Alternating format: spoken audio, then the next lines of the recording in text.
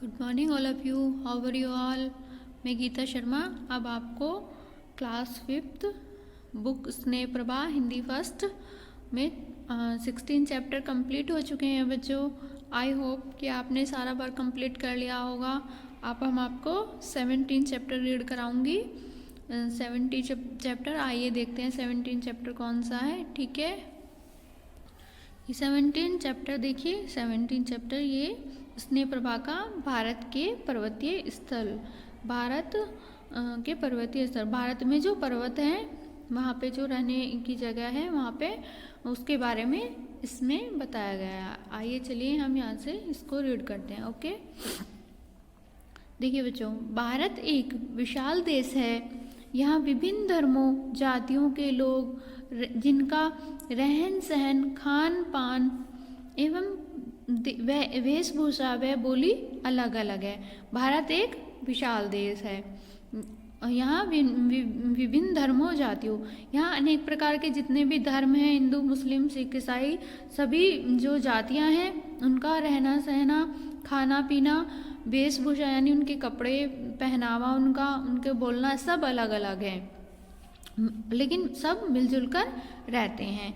यहाँ की प्रकृति सुषमा यानी सुंदरता, यहाँ की प्रकृति सुंदरता यानी दर्शनीय है। यहाँ की जो भारत की जो सुषमा है, भारत की जो सुंदरता है वो देखने योग्य है। ठीक है, इसके उत्तर में आकाश को छूती बर्फ से ढकी हुई ऊंची ऊंची पर्वतमालाएं, इसके उत्तर में, भारत के उत्तर में आकाश को छूती बर्फ से ढकी हुई ऊंची ऊंची पर्वतमालाएं जहाँ चार मालाएं उसे कहते हैं, जहाँ कितनी सारी एक साथ लगातार पर्वत इकट्ठे हों वहाँ पे। ठीक है, स्वर्ग के समान कश्मीर का नाम आपने बच्चों सुना होगा। कश्मीर एक बहुत सुंदर जगह है, देखने योग्य है, वहाँ बहुत अच्छा लगता है।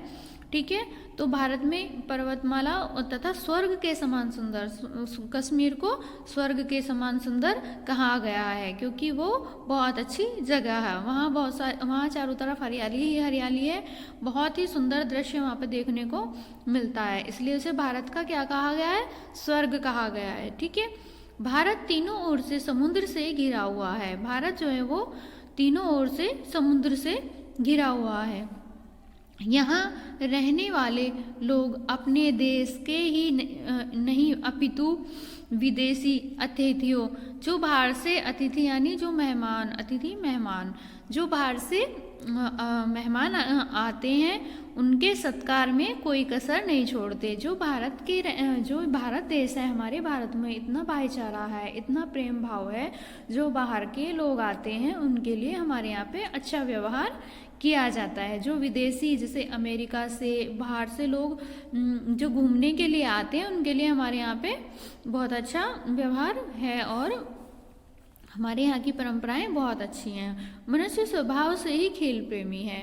देखिए, जो मनुष्य होता है उसके स्वभाव में ही कूट कूट कर प्रेम और खेल की भावनाएं रहती हैं, इसलिए भिन्न भिन्न देशों में अंतर्राष्ट्रीय खेलों का आयोजन किया जाता है। आपने देखा होगा हमारे यहाँ पे कितने प्रकार के खेल गए हैं। कहीं पे हॉकी हमारा राष्ट्रीय खेल है, और क्रिकेट, फुटबॉल, वॉलीबॉल और बैडमिंटन, अनेक प्रकार के खेल हमारे यहाँ पे खेले जाते हैं। आपको पता है ना हमारे यहाँ पे कितने सारे खेल खेले जाते हैं। वर्ष 2010 में भारत की राजधानी कौन सी है, नई दिल्ली, ठीक है, में राष्ट्रीय मंडल खेलों कॉमनवेल्थ गेम्स, आपने बेटा सुना होगा, अभी 2010 में कॉमनवेल्थ गेम्स हुए थे ना, जहाँ पे दिल्ली में का आयोजन किया गया था, जिसके परिणाम स्वरूप यहाँ विभिन्न देशों से खिलाड़ियाँ प्रतियोगिता में भाग लेने आए थे। जो कॉमनवेल्थ गेम्स हुए थे हमारे यहाँ पे दिल्ली में, वहाँ पे पता नहीं कहाँ से, बहुत दूर दूर से पार्टिसिपेट करने के लिए कॉमनवेल्थ गेम्स में आए थे, जिसके परिणाम स्वरूप यहाँ विभिन्न देशों से खिलाड़ियाँ प्रतियोगिता में भाग लेने आए थे। उनके एक शिविर में लेखिका को जाने का अवसर प्राप्त हुआ। शिविर यानी जो टेंट, जो तंबू, जो उनका रहने की जो जगह, जो बाहर से आए हुए थे उनका जो, उसे शिविर बोलते हैं, जहाँ पे वो लोग रहने की जगह। विदेशी खिलाड़ियों से मिलने पर लेखिका ने महसूस किया कि वे भारत के बारे में जानकारी चाहते हैं। एक जो लेखिका थी वहाँ पे, वहाँ जो आई हुई थी, तो विदेशी जो खिलाड़ी जो वहाँ पे मिलने आए थे, उसमें उसने लेखिका ने उनसे बात करके उनके बारे में कि वो यहाँ के पर्यटन स्थल, जो घूमने की जगह है, उनका भ्रमण करना चाहते हैं, यानी भ्रमण करना यानी घूमना चाहते हैं, उनके बारे में जानकारी प्राप्त करना चाहते हैं। ठीक है। उनमें एक जिम्नास्टिक का खिलाड़ी रॉबर्ट भी था। किसका, कौन सा खेल था? जिम्नास्टिक। देखा, जानते हो ना आप जिम्नास्टिक के बारे में? ठीक है बच्चों, तो जिम्नास्टिक का खिलाड़ी रॉबर्ट भी था, जो इंग्लैंड से आया था। कहाँ से आया था? इंग्लैंड से। वह था तो विदेशी, परंतु उसके माता पिता भारतीय थे। उसके जो माता पिता थे वो भारत के रहने वाले थे, जो वर्षों पहले इंग्लैंड में बस गए थे। रॉबर्ट ने लेखिका से पूछा, मैडम, मैंने सुना है कि भारत देश बहुत सुंदर है। भारत देश बहुत सुंदर है। यहाँ रहने वाले लोग भिन्न भिन्न भाषाएं और पहनावे के बावजूद मिलजुल कर रहते हैं। यहाँ के जो लोग हैं वो अनेक प्रकार की भाषाएं बोलते हैं, लेकिन उसके बाद भी यहाँ सब प्रेम भाव से भाईचारे की भावनाएं रखते हैं और आपस में मिलजुल कर रहते हैं। मुझे आप भारत और यहाँ के रहने वाले लोगों के बारे में बताइए, उसने कहा। आइए चलिए नेक्स्ट पेज पे देखते हैं।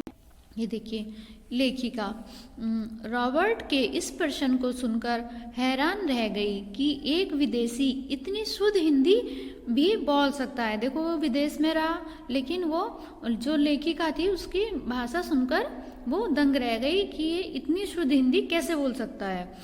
उसकी जिज्ञासा को शांत करते हुए लेखिका ने बताया, जिज्ञासा उनकी जो उसकी जानने की इच्छा थी उसको शांत करते हुए लेखिका ने बताया कि भौगोलिक दृष्टि से देखा जाए तो भारत में कहीं पहाड़ हैं तो कहीं विशाल मैदान हैं, कहीं रेगिस्तान है और कहीं जंगल है। उसने उसे बताया कि हमारे भारत में कहीं विशाल पहाड़ हैं, कहीं बहुत बड़े बड़े मैदान हैं, यहाँ पे रेगिस्तान है और कहीं बहुत जगह दूर दूर तक जंगल दिखाई देते हैं, कहीं छोटे छोटे द्वीप समूह हैं। रॉबर्ट ने पूछा, फिर इतनी विभिन्नता होते हुए भी भारत सरकार इन पर नियंत्रण कैसे करती है कि इतना भीड़ भड़ाका होते हुए भी, इतना सब कुछ होते हुए भी, इतना सारा कुछ जगह देखने के होते हुए भी यहाँ पे जो भारत की जो सरकार है वो कैसे नियंत्रण करती है। लेखिका, प्रकृति और भाषा के अनुसार सरकार द्वारा देश को 28 राज्यों और 7 केंद्रीय शासित प्रदेशों में विभाजित किया गया है। देखिए बच्चों, प्रकृति और भाषा के अनुसार सरकार ने हमारे राज्य को कितने उसमें बांटा हुआ है? 28 राज्य हैं हमारे, और कितने केंद्र शासित प्रदेश हैं? 7। ठीक है, कितने हैं? 7 केंद्र शासित प्रदेशों में विभाजित किया गया है। याद रहेगा ना आपको? कितने राज्य हैं? 28 राज्य हैं और 7 केंद्रीय शासित प्रदेश हैं। ठीक है।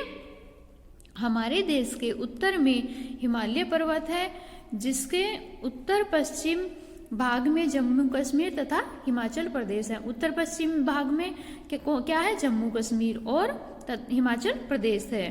ठीक है। रॉबर्ट, मैडम, मैंने कश्मीर की सुंदरता के बारे में बहुत सुना है, उसके बारे में बताइए। अब रॉबर्ट मैडम से कहता है कि मैडम, मैंने कश्मीर की सुंदरता के बारे में बहुत कुछ सुना है, आप उसके बारे में बताइए। लेखिका, कश्मीर की घाटी बहुत सुंदर है, इसमें झेलम नदी बहती है। कश्मीर में कौन सी नदी बहती है? झेलम नदी बहती है। ठीक है। यहाँ कई प्राकृतिक झरने और झीलें हैं तथा ऊंचे भागों में बर्फ जमी रहती है। यहाँ देश विदेशी पर्यटक आते हैं, बहुत दूर दूर के पर्यटक यहाँ पे आते हैं, इसलिए यहाँ के कुछ लोग होटल चलाने का धंधा करते हैं। कौन सा धंधा करते हैं? वहाँ पे होटल चलाने का धंधा करते हैं। कौन सा धंधा करते हैं? वहाँ पे होटल बने हुए हैं। तो जो वहाँ का जो कार्य है वो ज़्यादा से ज़्यादा होटल के ऊपर डिपेंड करता है। ठीक है। नाव में छोटे छोटे होटल बनाए जाते हैं। वहाँ पे जो नाव होती हैं उनमें वो छोटे छोटे होटल बना, हाउस बोट, जिन्हें हाउस बोट कहते हैं। क्या कहते हैं उन्हें? हाउस बोट कहते हैं। इन्हें डल झील में तैरते हुए देखा जा सकता है। वहाँ पे एक झील है जिसका नाम है डल झील, जिसको डल झील के नाम से जानते हैं। वहाँ पर जो हाउस बोट है वहाँ पे उसको देखा जा सकता है। तो वहाँ पे जैसे कोई पर्यटक आते हैं जो घूमने के लिए, जैसे हम लोग यहाँ से वहाँ जाते हैं कश्मीर में, तो वहाँ पे रहते हैं, रुकते हैं, तो वो कहाँ पे रुकते हैं? House boat. वहाँ पे छोटे छोटे से हाउस बोट बने हुए हैं। ठीक है। अब नेक्स्ट पेज पे देखते हैं। रॉबर्ट, मैं भी हाउस बोट में बैठना चाहूँगा। रॉबर्ट मैडम से कहता है लेखिका, अच्छा हम आपको कश्मीर की सैर अवश्य करवाएंगे। रॉबर्ट, कश्मीर के लोग क्या करते हैं? लेखिका, कश्मीर दस्तकारी के लिए प्रसिद्ध है। किस चीज़ के लिए प्रसिद्ध है? कश्मीर किस चीज़ के लिए प्रसिद्ध है बच्चों? दस्तकारी के लिए। यहाँ के कारीगर शॉल, दुशाले, कालीन इत्यादि बनाते हैं। यहाँ पे जो कारीगर बोलते हैं काम करने वाले, जहाँ पे जो वो काम करते हैं वो क्या बनाते हैं? वो हाथ का काम करते हैं, वो शॉल बनाते हैं। कालीन, कालीन आपने देखा होगा, घरों में कालीन बिछाते हैं। ठीक है। ऊन प्राप्त करने के लिए भेड़ें पाली जाती हैं। ऊन हमें किससे प्राप्त होती है? भेड़ों से। ठीक है बच्चों, कहाँ से होती है? भेड़ों से। तो ऊन प्राप्त करने के लिए हमें भेड़ें पाली जाती हैं। सेब के बाग लगाए जाते हैं। आपको पता होगा कश्मीर में सबसे ज़्यादा क्या होता है? सेब की खेती होती है, सेब उगाए जाते हैं। सेब हमारे यहाँ पे कहाँ से आता है? कश्मीर से आता है।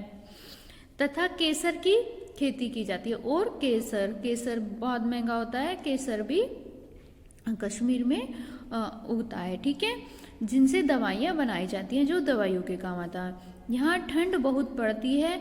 वैसे तो स्त्री पुरुष अंग रखा पहनते हैं। क्या पहनते हैं? अंग रखा। वहाँ के जो वहाँ का परिधान है, जो वहाँ कपड़े पहने जाते हैं उसको अंग रखा कहते हैं। लेकिन स्त्रियाँ सलवार और फिरन, जो स्त्रियाँ जो कपड़े पहनती हैं, जहाँ वहाँ की औरतें होती हैं वो जो कपड़े पहनती हैं उन्हें वो सलवार पहनती हैं, और उनके ऊपर जो कुर्ता पहनती हैं उसको बोलते हैं फिरन। एक प्रकार का लंबा कुर्ता, जो एक लॉन्ग कुर्ता होता है उसको कहते हैं फिरन। ठीक है।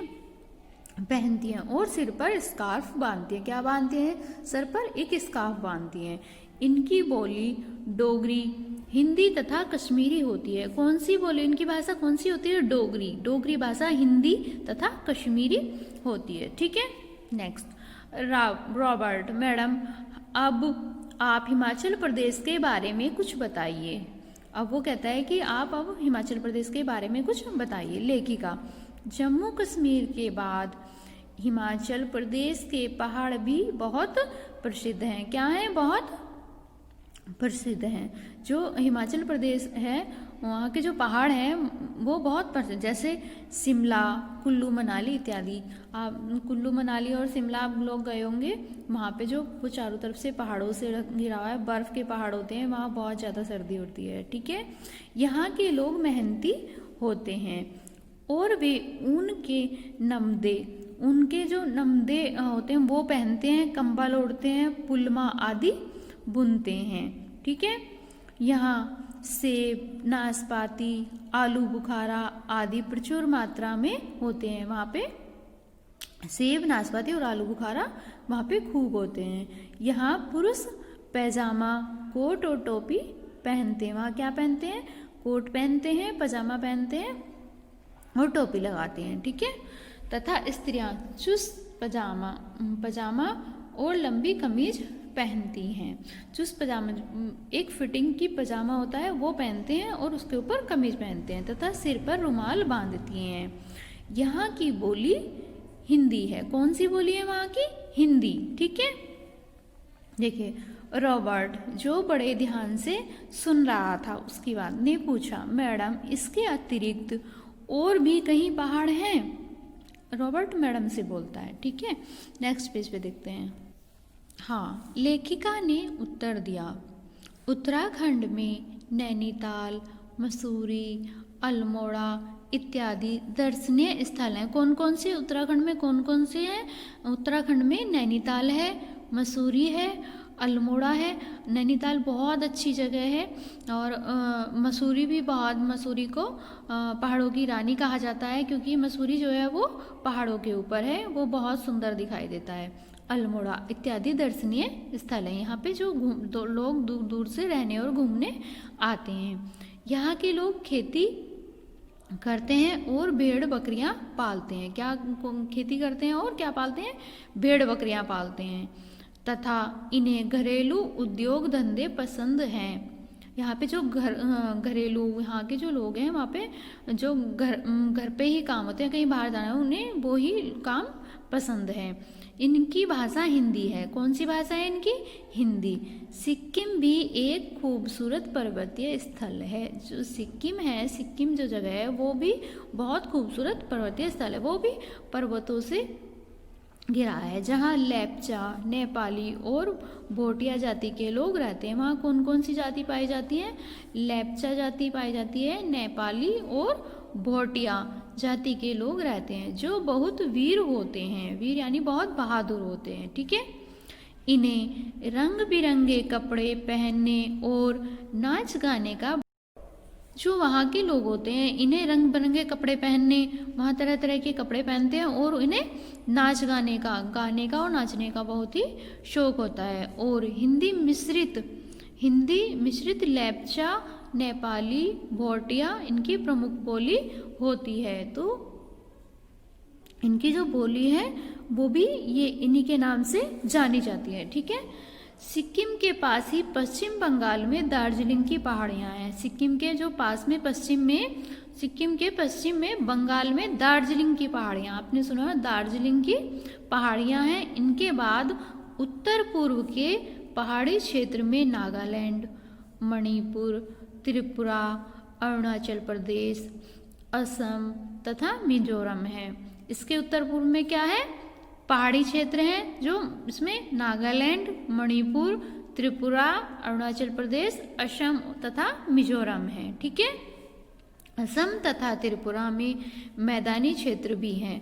असम और त्रिपुरा में जो वहाँ पे काफ़ी दूर तक काफ़ी मैदान पाए जाते हैं। ठीक है। वो मैदानी क्षेत्र भी हैं। यहाँ रहने वाले लोग में बहुत बातें मिलती जुलती हैं। क्या होता है? वहाँ की जो बातें हैं वो बहुत मिलती जुलती हैं। ठीक है। इनका मुख्य भोजन चावल है। वहाँ का मुख्य भोजन क्या है? वो लोग क्या खाते हैं? वो चावल खाते हैं। ठीक है।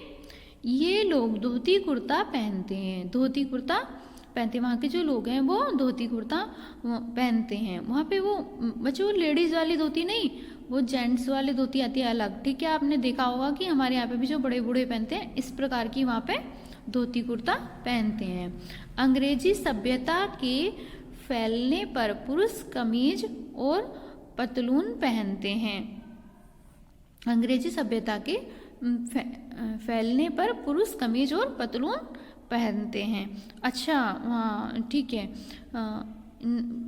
वहाँ की जो औरतें हैं वो बच्चों धोती ही पहनती हैं। ठीक है।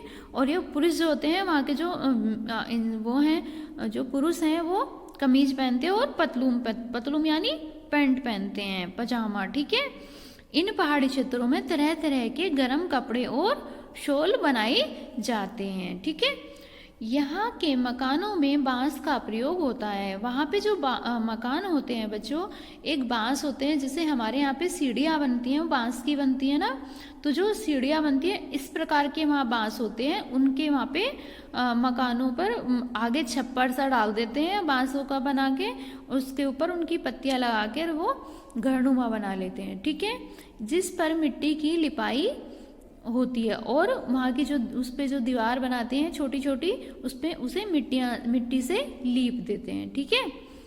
यहाँ के नेक्स्ट पेज पे देखिए, लोगों का मुख्य व्यवसाय खेती है। वहाँ के जो लोग हैं वो उनका जो सबसे जो कार्य है वो खेती का है। खेती में धान बोया जाता है। धान को आप जानते हैं ना, धान किसको कहते हैं? चावल को। ठीक है। तो वहाँ की जो खेती है वो चावलों की जाती है। ठीक है। असम के स्त्री पुरुष अधिकतर चाय के बागों में काम करते हैं। असम के जो असम के रहने वाले हैं, जो असम में लोग रहते हैं, वहाँ पे सबसे ज़्यादा कार्य कहाँ का होता है? वहाँ चाय की पत्तियों का होता है। वहाँ चाय के बाग हैं दूर दूर तक, और वहाँ पे जो सबसे ज़्यादा काम करते हैं वहाँ पे लोग चाय की खेती करते हैं। यहाँ के लोग नाचने गाने के बहुत शौकीन होते हैं। वहाँ पर जो लोग रहते हैं उन्हें नाचने गाने का बहुत ज़्यादा शौक होता है। इन राज्यों की भाषाएं भी अलग अलग हैं। वहाँ के जो राज्य हैं उनकी सभी भाषाएं अलग अलग है, जैसे असमिया, बंगला, मणिपुरी और इत्यादि। ठीक है, वहाँ पे कितनी सारी भाषाएं होती हैं? असमिया, बंगला और मणिपुरी। ठीक है। इंचार्ज, आप सभी खाना खाने के लिए डाइनिंग हॉल में चलिए। जो इंचार्ज था वहाँ पे वो सबको कहता है खाना खाने के लिए कि आप डाइनिंग हॉल में चलिए। ठीक है। रॉबर्ट, चलिए मैडम, क्या भारत के बारे में पूरी जानकारी हो गई? मैडम, नहीं, अभी तो मैंने कुछ ही पर्वतीय स्थलों की जानकारी दी है। मैडम कहती है कि मैंने अभी पूरी जानकारी नहीं दी, अभी कुछ ही पर्वतीय स्थलों की जानकारी दी है। रॉबर्ट, मैडम, यदि मैं भारत का भ्रमण करना चाहूँ तो मुझे लंबी छुट्टियाँ लेकर भारत आना होगा। ठीक है।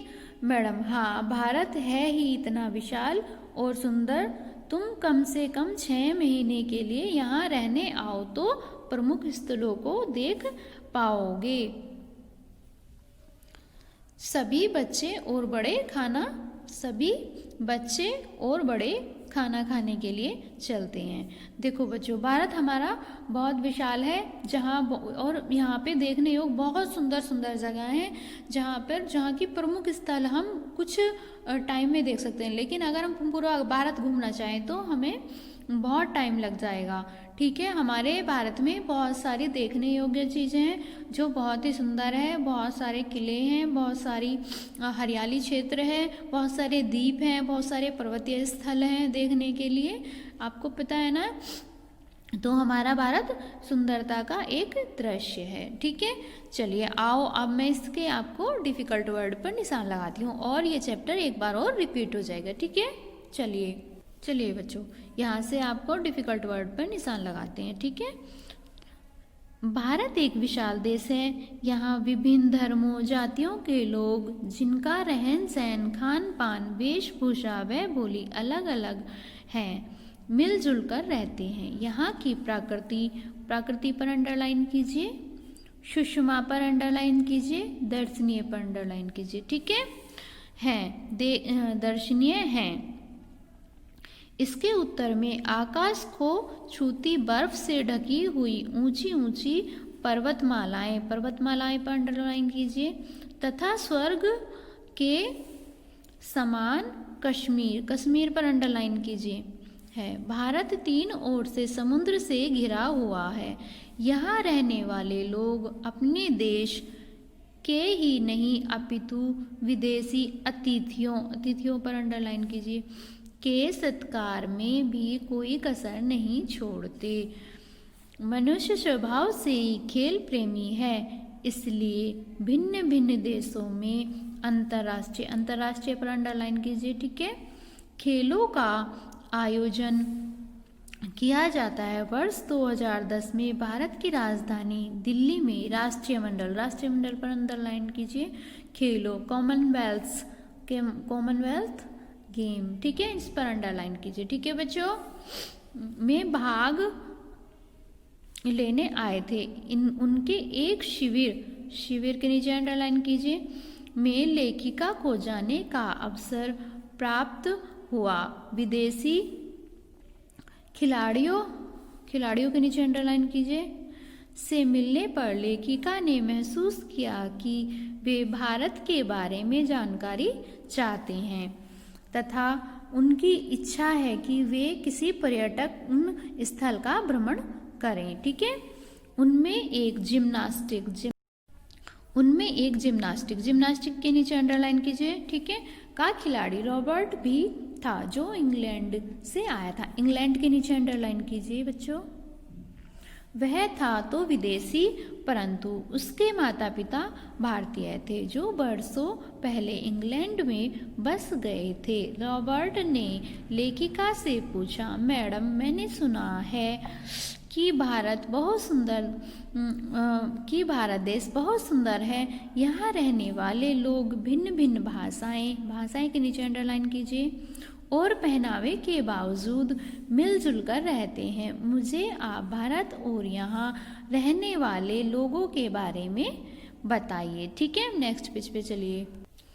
लेखिका रॉबर्ट के इस प्रश्न को सुनकर हैरान रह गई कि एक विदेशी इतनी शुद्ध के नीचे अंडरलाइन कीजिए। ठीक है, हिंदी भी बोल सकता है।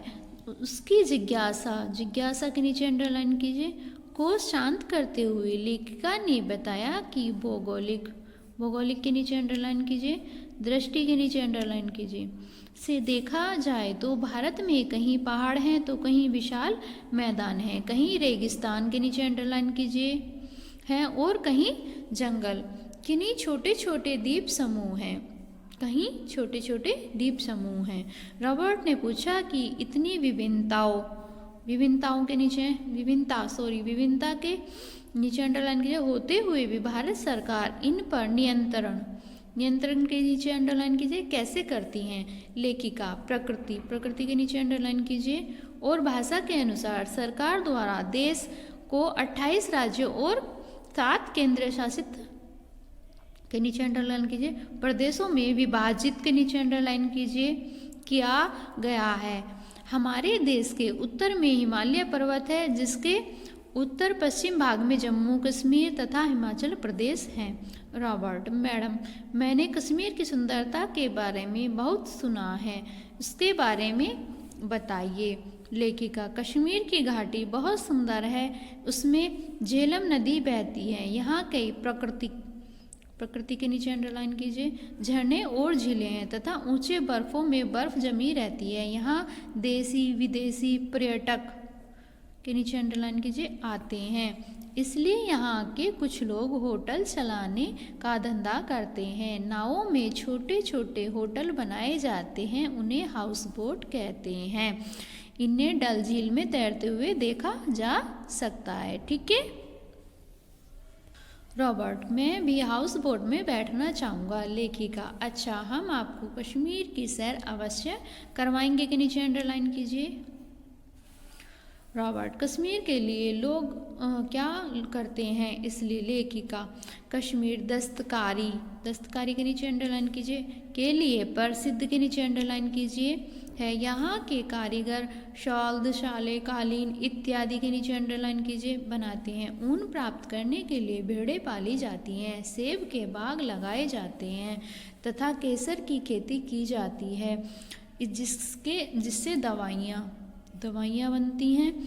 यहाँ ठंड बहुत पड़ती है। वैसे तो स्त्री पुरुष अंगरखा पहनते हैं, लेकिन स्त्रियां सलवार और फिरन एक प्रकार का लंबा कुर्ता पहनती हैं। सर पर स्कार्फ बांधती हैं। इनकी बोली डोगरी, हिंदी तथा कश्मीरी होती है। रॉबर्ट, मैडम अब आप हिमाचल प्रदेश के बारे में कुछ बताइए। लेखिका, जम्मू कश्मीर के नीचे अंडरलाइन कीजिए के बाद हिमाचल प्रदेश के पहाड़ भी बहुत प्रसिद्ध हैं, जैसे शिमला, कुल्लू मनाली इत्यादि। यहाँ के लोग मेहनती होते हुए वे ऊन के नमदे, कंबल, पुलमा आदि बुनते हैं। यहाँ सेब, नाशपाती, आलू बुखारा इत्यादि प्रचुर मात्रा में होते हैं। यहाँ पुरुष पैजामा, कोट, टोपी पहनते हैं तथा स्त्रियाँ चुस्त पजामा और लंबी कमीज पहनती हैं तथा सर पर रुमाल बांधती हैं। यहाँ की बोली हिंदी है। ठीक है। रॉबर्ट, जो बड़े ध्यान से सुन रहा था, ने पूछा, मैडम इसके अतिरिक्त के नीचे अंडरलाइन कीजिए और भी कहीं पहाड़ हैं। नेक्स्ट पेज पे चलिए। हाँ, लेखिका ने उत्तर दिया, उत्तराखंड के नीचे अंडरलाइन कीजिए, नैनीताल के नीचे कीजिए, अल्मोड़ा के नीचे कीजिए, इत्यादि दर्शनीय स्थल हैं। यहाँ के लोग खेती करते हैं और भेड़ बकरियाँ पालते हैं तथा इन्हें घरेलू उद्योग धंधे पसंद हैं। इनकी भाषा हिंदी है। सिक्किम के नीचे अंडरलाइन कीजिए, भी एक खूबसूरत पर्वतीय स्थल है। यहाँ लेप्चा, नेपाली और भोटिया जाति के लोग रहते हैं जो बहुत वीर होते हैं। इन्हें रंग बिरंगे कपड़े पहनने और नाच गाने का बड़ा शौक है। और हिंदी मिश्रित के नीचे अंडरलाइन कीजिए, लेप्चा, नेपाली, भोटिया इनकी प्रमुख बोली हैं। सिक्किम के पास ही पश्चिम बंगाल में दार्जिलिंग के नीचे अंडरलाइन कीजिए की पहाड़ियों के नीचे अंडरलाइन कीजिए। इसके बाद उत्तर पूर्व के पहाड़ी क्षेत्र में नागालैंड, मणिपुर, त्रिपुरा, अरुणाचल प्रदेश, असम तथा मिजोरम है। असम तथा त्रिपुरा में मैदानी क्षेत्र भी हैं। यहाँ रहने वाले लोग में बहुत बातें मिलती जुलती हैं, जिनका प्रमुख चावल है। ये लोग धोती कुर्ता पहनते हैं। अंग्रेजी सभ्यता के फैलने पर पुरुष कमीज और पतलून पहनते हैं। इनके पहाड़ी क्षेत्र में तरह तरह के गर्म कपड़े और शॉलें बनाई जाती हैं। यहाँ के मकानों में बांस का प्रयोग होता है, जिस पर मिट्टी की लिपाई होती है। ठीक है, लोगों का मुख्य व्यवसाय खेती है। व्यवसाय के नीचे अंडरलाइन कीजिए। ठीक है, धान बोया जाता है। असम के स्त्री पुरुष अधिकतर चाय के बागों में काम करते हैं। यहाँ के लोग नाचने गाने के बहुत शौकीन के नीचे अंडरलाइन कीजिए बच्चों। इस राज्य की भाषाएं भी अलग अलग हैं, जैसे असमिया, बंगला, मणिपुरी इत्यादि। ठीक है, इंचार्ज, आप सभी खाना खाने के लिए डाइनिंग हॉल में चलिए। रॉबर्ट, चलिए मैडम, क्या भारत के बारे में जानकारी पूरी हो गई है? मैडम, नहीं, अभी तो मैंने कुछ ही पर्वतीय स्थलों की जानकारी दी है। रॉबर्ट, मैडम, यदि मैं भारत भ्रमण के नीचे अंडरलाइन किए करना चाहूँ तो मुझे लंबी छुट्टियाँ के नीचे अंडरलाइन लेकर भारत आना होगा। मैडम, हाँ, भारत है ही इतना विशाल और सुंदर। तुम कम से कम 6 महीने के लिए यहाँ रहने आओ और प्रमुख स्थलों को देख पाओगे। ठीक है, सभी बच्चे तथा बड़े खाना खाने के लिए चले गए। ठीक है बच्चों, आपको ये सारे डिफिकल्ट वर्ड करने हैं। चैप्टर 17 भारत का पर्वतीय स्थल। ठीक है, और आपको यहाँ पे सारे इस चैप्टर के पहले डे और नाम डालना है ऊपर। उसके बाद फिर आपको डिफ़िकल्ट वर्ड करने हैं और एक पिक आपको बनानी है।